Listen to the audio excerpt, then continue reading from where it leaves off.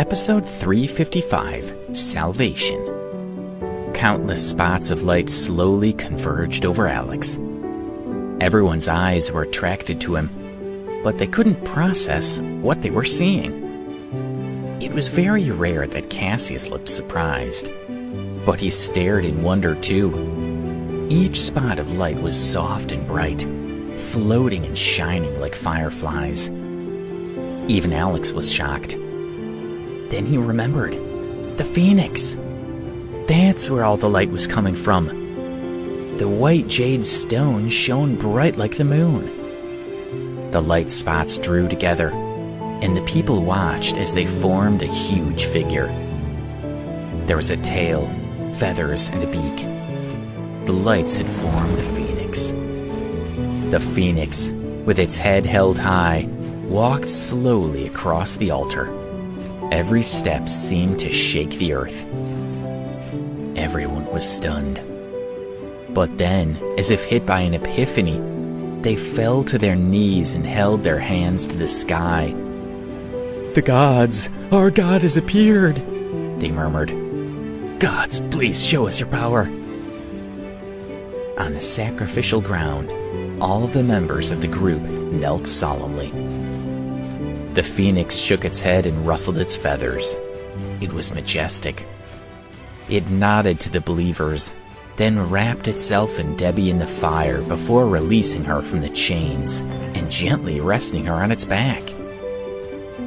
Debbie didn't expect such an ending, and neither did the other followers. Alex's eyes were teary, and Cassius was stunned. Cassius had thought that sacrificing a saint to heaven would bring joy to the gods, and yet that was not what had happened. His face became dark and purple with confusion and fear. It seemed that offering Debbie as a sacrifice had not been what the deity wanted. "God, I'm guilty. Please punish me." He knelt, his palms facing upward, and accepted the miraculous event with reverence and respect. Under the moonlight, the phoenix carried a happy and confused Debbie around the altar. She felt like she was dreaming. Slowly, very slowly, the phoenix lowered its head, and the light spots dissipated. Debbie was put down. She touched the head of the phoenix affectionately and nestled beside it until it disappeared completely. The whole area was silent, the dark crowd still kneeling. No one wanted to get up. The phoenix's revelation could not have been clearer. It had wanted the saint to live in this world. It had saved Debbie from the fire, while its followers had done nothing but blindly follow their leader.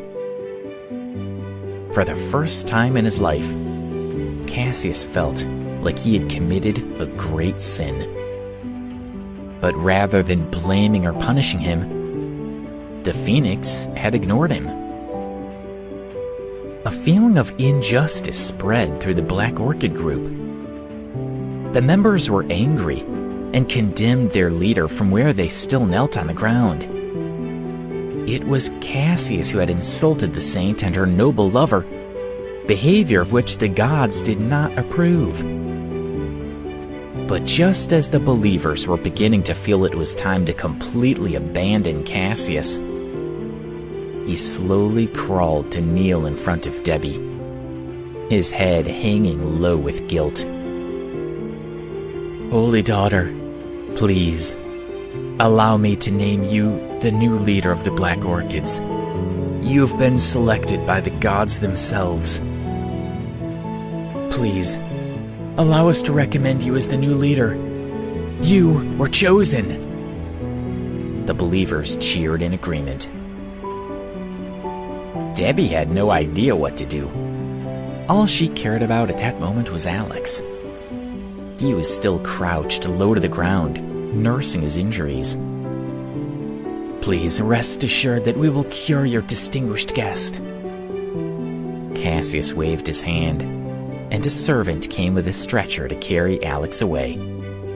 Alex waved at her weakly.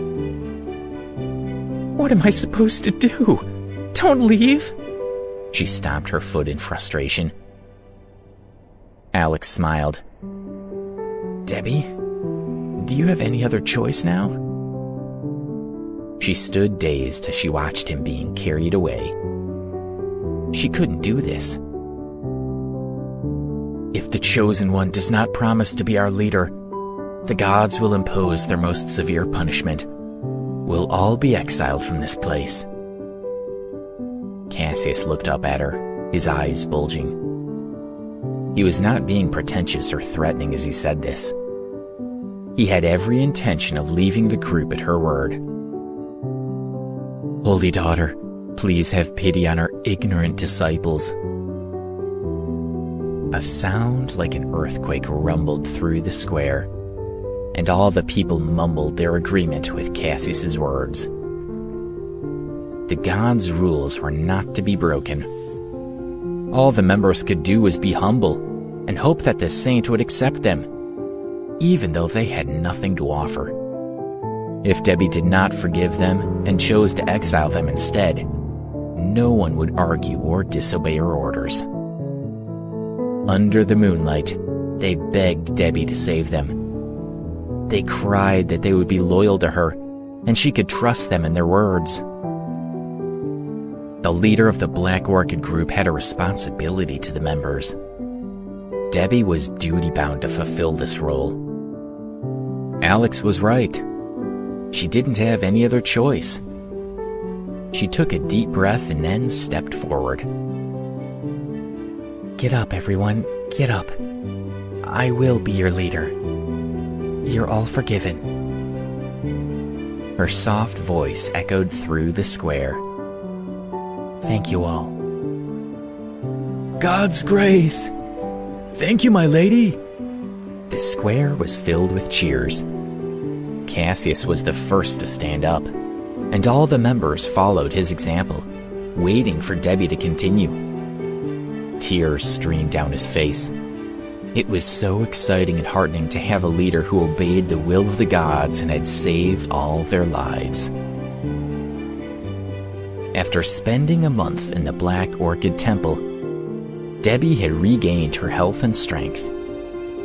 She was sitting on the highest throne of the temple in a broad chair made of gold and silver, listening to Cassius's report. He was dressed in black and stood up respectfully. Lady Clifton, I understand you must leave us. You should take 500 disciples with you for protection. Debbie's face was solemn. She wore the traditional dress of a noblewoman and a crown with the symbol of a deity. Alex sat beside her, quiet and serious, wearing the clothes of a diplomat. These were the rituals of the Black Orchid cult, and the customs they were expected to respect. Alex and Debbie had been taught by the elders how to fulfill these roles. Debbie listened to Cassius's request, keeping her expression blank so as not to betray her thoughts or feelings. She looked at Alex quietly, and he shook his head. She understood immediately and said in an irrefutable tone, Tell the disciples that is unnecessary. If I have any instructions, I will send someone to convey them to you. Yes, my lady. Cassius stepped back and did not dare to say more. She raised her voice so everyone present could hear her. When I leave, the Black Orchids can't kill whenever they wish. Everything should be done according to the law. The Black Orchid religion needs to be reformed. These reformations will be controlled by Cassius. Thank you for your generosity, my lady. Thank you for your trust and leadership. Cassius put his right hand on his chest, tears glistening in his eyes. He had never cried before, but since the arrival of their new leader, his cold, hard heart had begun to soften.